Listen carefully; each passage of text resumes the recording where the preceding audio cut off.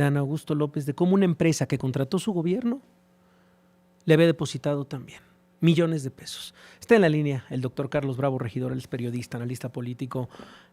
Carlos, qué gusto escucharte, ¿cómo estás? ¿Cómo estás, Javier? Muy buenas tardes, pues aquí con la boca abierta escuchándote.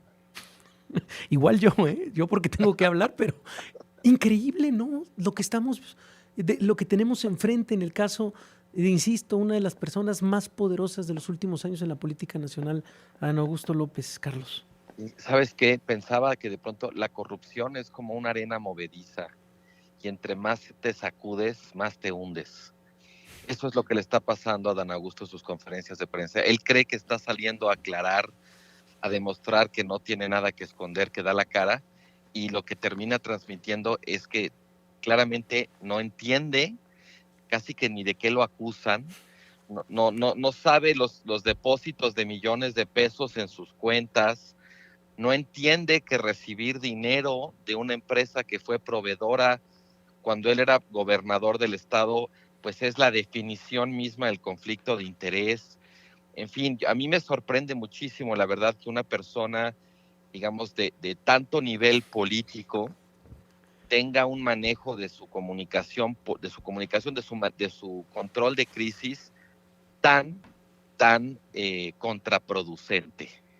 No, y es que, perdón, digamos, tenemos muy fresco, digo, ya han pasado, fíjate, ahorita que hago la memoria, 10 años de aquella Casa Blanca de Peña Nieto. Claro. Creo que llega en un muy buen momento este documental escrito y dirigido por Denis Merker, cuando nos recuerda el tema de la Casa Blanca y lo que significó como temblor político que un contratista del gobierno de Peña Nieto le estuviera vendiendo el terreno y construyendo la casa. ¿Cómo era posible? ¿Cómo era posible? El pretexto de Adán Augusto de que no, pero yo ya no era funcionario público cuando eso pasó, entonces no hay conflicto de interés. Era exactamente lo mismo que decía Peña Nieto. Decía, no, pues cuando contratamos la casa yo no era gobernador, yo era candidato, ¿no? Entonces ahí no hay conflicto de interés. O sea, ¿sabes qué? Hay una parte perfectamente factible, Javier, de que tengan razón, de que en estricto sentido legal nuestra legislación sea así de defectuosa, pero afortunadamente pues también existe el conflicto de interés desde un punto de vista periodístico, ¿no? Mira, que sirva un poco antes de irnos una pausa. Quiero regalarles esto antes de irnos una pausa. ¿Cómo reaccionaron varios de los que están hoy en el gobierno a aquella Casa Blanca, a ese conflicto de interés? Vamos a escuchar lo que nos encontramos, Carlos. Oyes, Risco. La Casa Blanca pintó a Peña Nieto de cuerpo completo, como inepto, como cobarde y como corrupto. El tema de la Casa Blanca de Enrique Peña Nieto y Angélica Rivera no lo van a parar con actitudes porriles. Es tan avaro que no la donó, que no la den becas. El sexenio de Peña Nieto ha sido uno de los más corruptos en toda la historia de nuestro país. Mario Delgado, Gerardo Fernández Noroña, Laida Sansores, eran noviembre de 2014, por ahí todavía en 2016 lo retomaban, siendo, insisto, un tema central de aquel sexenio. Carlos. Qué chulada, no, increíble. Es que sabes que también digamos, este viaje a la memoria, cómo nos recuerda también la indignación que provocó en su momento ese caso. Y estos, pues no sé, 10 años después, ahora cuánta indolencia de parte de los mismos que se indignaban antes, ¿no? Vamos a una pausa y regresamos a hablar todavía con Carlos Bravo Regidor. Esta frase que nos acaba de decir Carlos Bravo Regidor, de la indignación a la indolencia. Y era un poco eso, y me quiero centrar en muchos temas. Está el tema de las declaraciones fiscales, por supuesto. Está el tema de cómo compartían correo electrónico fiscal una empresa fantasma como GH Servicios Empresariales, Adán Augusto López y su hermano, el mismo correo ante el SAT, y por supuesto también en donde me quiero centrar, pues este espejo al cual se está enfrentando en este momento Adán Augusto López y lo que vimos en la Casa Blanca con Enrique Peña Nieto, Carlos.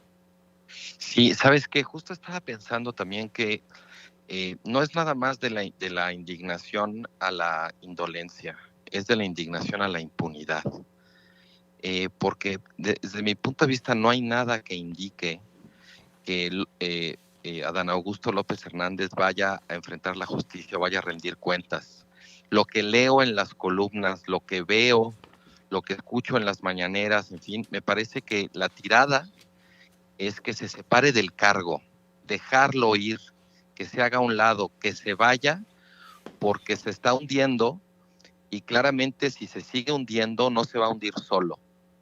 Este tipo de negocios turbios tienen muchísimas complicidades, muchísimos encubrimientos, y en la medida en que él no se vaya, pues sigue convertido en una suerte de diana que todo el mundo está mirando y a la que todo el mundo le está disparando, ¿sabes? Entonces, ya no estamos en los tiempos aquellos de las refinadas formas autoritarias que cuando había una figura así, inmediatamente se separaba del cargo para no hacerle daño al partido, para no lastimar la reputación del Congreso, en fin, todos aquellos formas que antes se acostumbraban mucho, pues ya no las estamos viendo. Él está aferrado a la silla.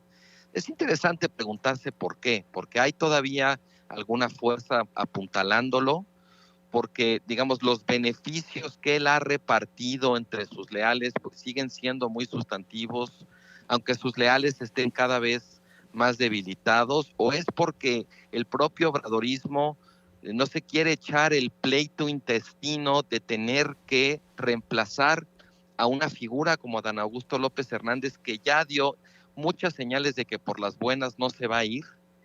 Es decir, aquí sí estamos viendo, me parece, Javier, políticamente una fisura fuerte dentro de la coalición obradorista, y eso es lo que explica desde mi punto de vista cómo ha actuado la presidenta. Si te fijas, la presidenta no ha salido propiamente a defenderlo, pero tampoco lo ha empujado, digamos, al precipicio, ¿no? Sí, ha salido no a decir y no lo empuja, no que lo aclare, dice, no hay ninguna investigación. Y es interesante la última palabra que dice la presidenta, por el momento.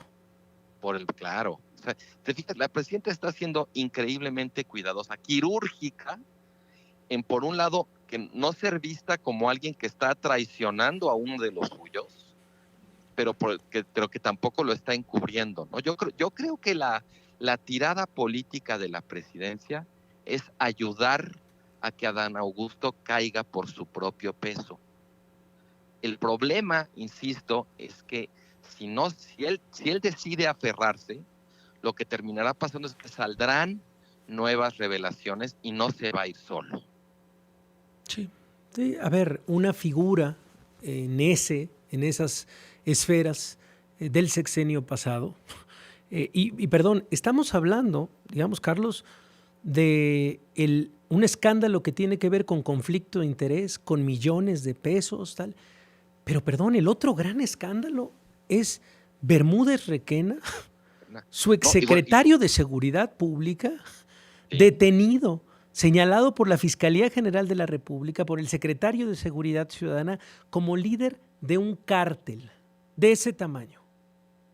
Sí, bueno, y el gobernador que dice que él no sabía nada, entonces no sabía nada de quiénes eran los poderes de su gobierno, no sabía nada sobre cuáles eran los vínculos de su secretario de Seguridad, que sí sabía, gobernador, porque por lo visto pues, sus negocios nunca los ha dejado de atender, sus empresas, sus proyectos ganaderos, su notaría, ¿no? Que sí sabía respecto a sus responsabilidades como servidor público. Y además siendo, Javier, uno de los pues principales brazos derechos del presidente López Obrador durante su sexenio. Precandidato, bueno. Sí, adelante.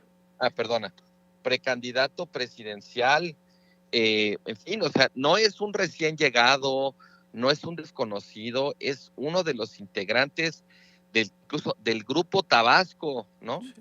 Entonces, claramente aquí, digamos, hay un peligro político, no nada más para él, sino para toda la coalición en la medida que, bueno, sigue siendo el coordinador de Morena en la Cámara de Senadores. Sí. O sea, estamos hablando de los niveles más altos posibles dentro de la coalición gobernante y el silencio es ensordecedor.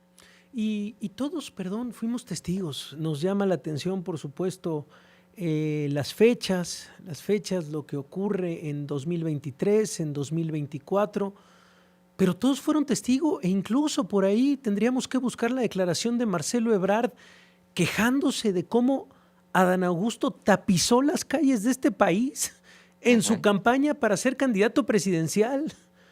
Mira, y yo creo que habría que añadir, esto no es ilegal, pero es otro cargo inevitable, que es qué mala manera de gastar el dinero, porque Adán Augusto quedó en 4º lugar en la interna de Morena, a pesar de ese despliegue, de ese derroche tan fastuoso de dinero en su campaña, ¿no? De la que fuimos testigos. Pues Carlos, me parecía que era importante esta reflexión. No podemos dejarlo pasar como medios de comunicación. Lo que está sucediendo, de lo que estamos siendo testigos, fue una investigación publicada por N+, por Enrique Acevedo y su grupo de reporteros. Pero a partir de eso se ha abierto la caja de Pandora de la propia voz de Adán Augusto. A partir de ahí han salido impuestos mal pagados, a partir de ahí se ha sabido que ahora disputa una herencia, a partir de ahí se ha sabido que es el notario público de mayor éxito en la historia de Tabasco y la cantidad de intereses que toca. A partir de ahí también hemos sabido, por supuesto, que una empresa que contrató su gobierno le pagó directamente a su cuenta personal decenas de millones de pesos. Pero no olvidemos, Javier, que por un lado tratan de preciarse de que ellos mismos lo están sacando a la luz, pero por el otro dicen que es una campaña de la derecha. Que se pongan de acuerdo. Que no se nos olvide esto último que acabas de mencionar. Carlos, te agradezco muchísimo y por cierto, rápidamente, esto sí es un comercial, el próximo 14 de octubre estaremos presentando tu más reciente libro, Un mar de dudas, querido Carlos, en el Péndulo Roma, ¿verdad? No sé si ya se podía decir y yo regándola de manera brutal, adelante. Pero ya sí, el 14 de octubre nos vemos por ahí, ¿verdad? Ahí está en el Foro Tejedor del Péndulo en la Roma. Así bueno, es. Ahí nos vemos, pero antes paso a tu cabina a saludar. Eso, así será, Carlos. Te mando un abrazo. Un abrazo para ti también. Es la voz de Carlos Bravo, regidor. Ahí está el tema de Adán Augusto López. Vaya digerido, con audios históricos, con todo. Vamos a lo que sigue.